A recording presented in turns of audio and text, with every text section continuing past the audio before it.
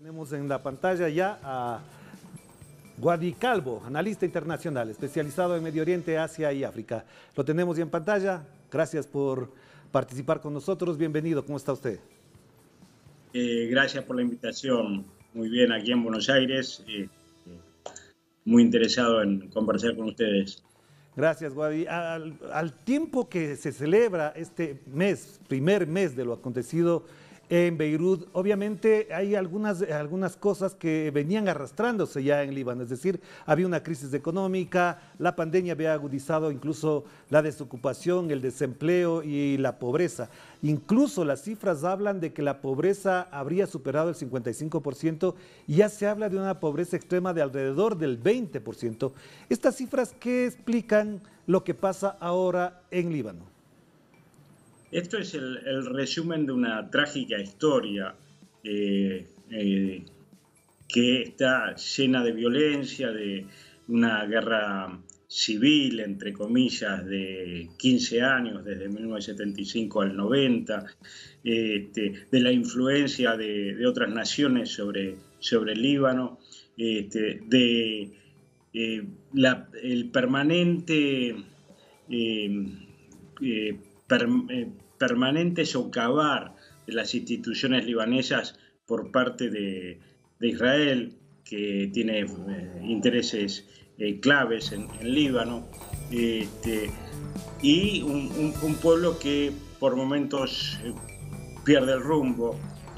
Previo a esta tragedia, que hoy se cumple un mes, Líbano estaba en medio de una crisis económica monumental, al punto de que ya no podían hacerse cargo ni siquiera de la recolección de basura. Las calles de Beirut estaban llenas de basura que no era recogida, y eso, bueno, es la síntesis de lo que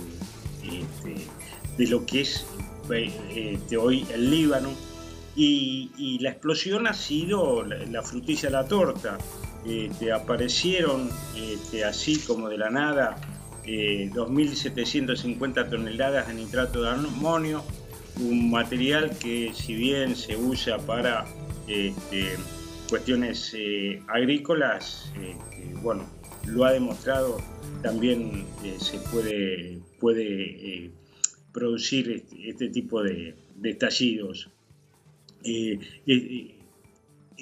nitrato de amonio estaba en la aduana del puerto de Beirut desde 2013, había llegado en un barco ruso de bandera de Moldavia, lo habían incautado y allí quedó sin mayores cuidados.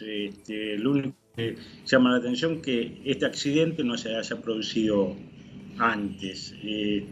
Lo que sí queda claro y absolutamente exonerado es lo que principalmente intentó hacer Estados Unidos a Israel, era culpar al grupo Hezbollah, una organización, quizás la organización que mejor funcione dentro del Líbano, una organización que tiene un origen en la resistencia a la invasión sionista, pero además está conformada no solamente por la comunidad chií en Líbano, sino por miembros de otras religiones, de otros partidos políticos, incluso ateos, que es lo que diferencia, que malintencionadamente muchas veces se quiere comparar a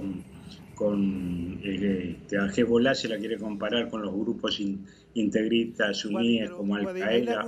Solamente le interrumpo por una precisión para aclarar y apuntar a lo que estamos enfocando en este momento, que tiene que ver con la situación actual. El gobierno que cesó, que renunció por completo el 10 de agosto último, tampoco es que gozaba de popularidad, tampoco es que gozaba de mucha legitimidad en el sentido, digamos, amplio de la palabra, porque las circunstancias de la pandemia revelaron incluso las dificultades que tenía para administrar la economía, para atender la situación social del Líbano, que ya era dura, grave para ese momento. ¿Ese gobierno hasta dónde es tan responsable de lo que pasó? ¿Hasta dónde se puede señalar como responsabilidades de orden político a ese gobierno? Bueno, yo creo que ya no es una cuestión de gobiernos ni de nombres.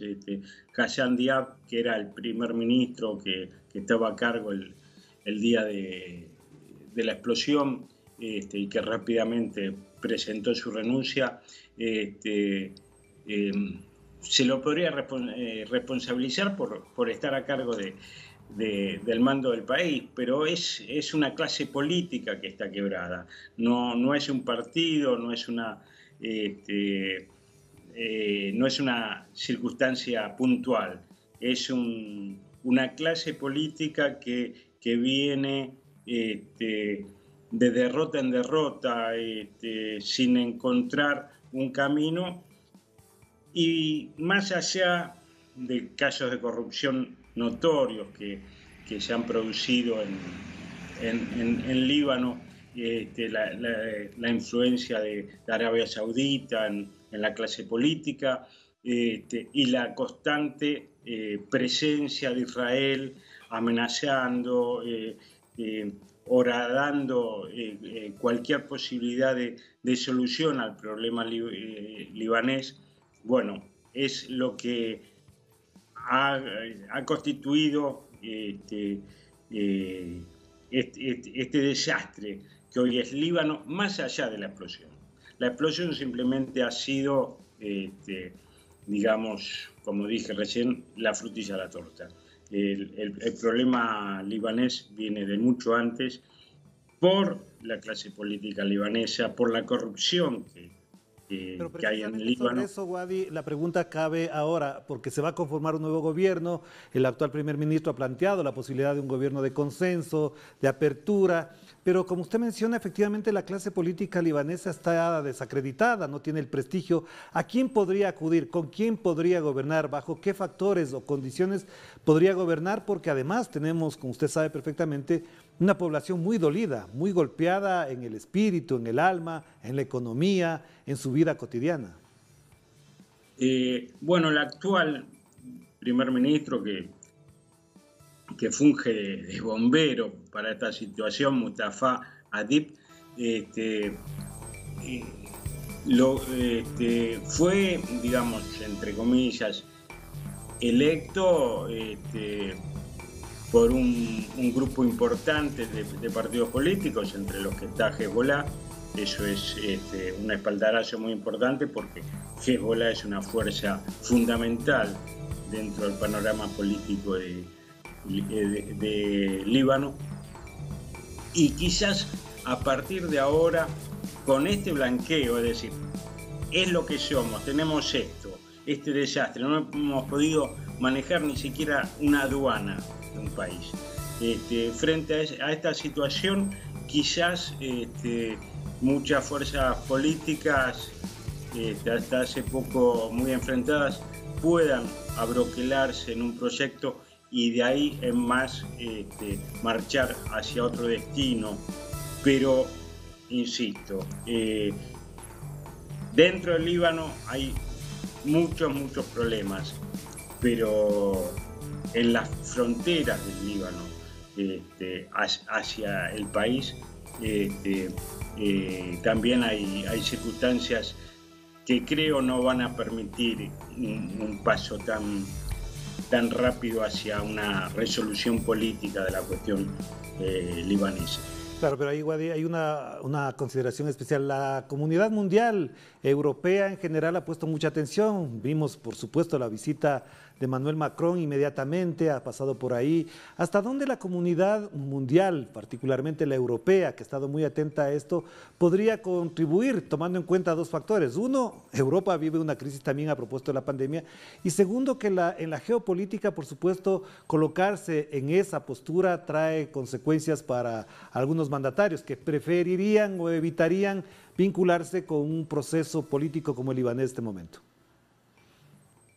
Lo que pueda hacer la comunidad internacional, creo que todo queda entre paréntesis hasta que se resuelva la gran circunstancia, el gran interrogante que tiene hoy la actualidad internacional es quién gana las elecciones en noviembre en Estados Unidos. Si continúa Trump, iremos por un camino y la Unión Europea y digamos el occidente blanco y rubio seguirá ese camino como lo ha hecho siempre, y si triunfa el candidato demócrata Biden, quizás se pueda tomar otro rumbo. Creo que todos estamos en este momento como sostenidos en el aire. Hay que esperar noviembre, hay que esperar las elecciones en Estados Unidos, si sigue Trump o no, y de ahí en más se alineará y se resolverá los apoyos de tanto de Naciones Unidas como de la Unión Europea, del Banco Europeo, del Fondo Monetario a Líbano, pero de todos modos no soy muy optimista en que el occidente que manda, porque nosotros también somos occidente pero no mandamos, pueda resolver algo en este país. Para cerrar entonces, Wady, le pregunto entonces si es que esa es la situación lamentable, por supuesto que el mundo esté dependiendo, lo lamento mucho igual que usted, de que dependamos de una elección en los Estados Unidos para incluso definir algunas políticas. De todas maneras, a pesar de eso, para que nuestra comunidad y nuestra audiencia en América Latina lo entienda, ¿por qué Emmanuel Macron se involucra en esto? ¿Por qué es activo en esta participación y se presencia en Líbano? Para que entendamos mejor, ¿es que solamente rigen los intereses económicos, las inversiones, la posibilidad incluso de tener algún peso simbólico en la Europa occidentalizada? Macron está intentando de alguna manera sostener las viejas fronteras coloniales de Francia. Líbano fue una colonia francesa. Ayer o antes de ayer Macron estuvo nada menos que en Irak, reuniéndose con el primer ministro y discutiendo la situación del país. Ha viajado a las ex colonias francesas en África, en Mali, el Chad. Bueno, Macron está intentando de alguna manera sostener esas fronteras un tanto imaginarias que fueron las colonias francesas, tanto en Asia como en África. Pero es un subordinado, es un subgerente Macron de la política de los Estados Unidos. Así que estarán esperando si hay un cambio de gerencia para resolver. Claro que sí, le agradezco muchísimo, muy amable Wady, por atender esta invitación para reflexionar. A ustedes, a suerte. Muchísimas gracias a Wady Calvo, experto en temas de orden internacional y sobre todo en el Medio Oriente, con quien podemos entender mejor la situación de ese país, Líbano, que este momento atraviesa por una de sus circunstancias económicas, sociales y quizás, diría yo, humanitarias más graves.